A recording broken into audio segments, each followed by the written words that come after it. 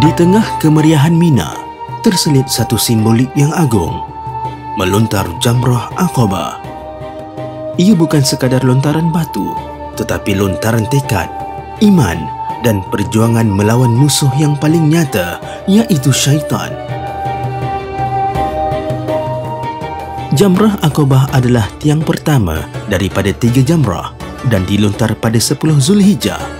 Jemaah melontar 7 batu kecil satu demi satu sebagai meneladani perbuatan Nabi Ibrahim alaihissalam yang dihalang oleh syaitan dalam mentaati perintah Allah.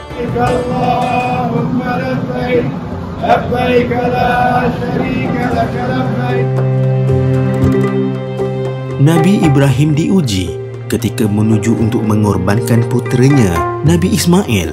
Syaitan cuba menggagalkannya. Namun dengan 7 batu kecil dan ketaatannya, baginda menghalaunya.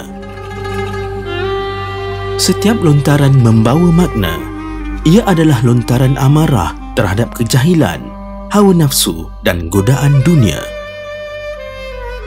Di sinilah jutaan umat Islam menyatukan tekad untuk melawan musuh yang sama, syaitan yang tidak pernah berhenti membisik.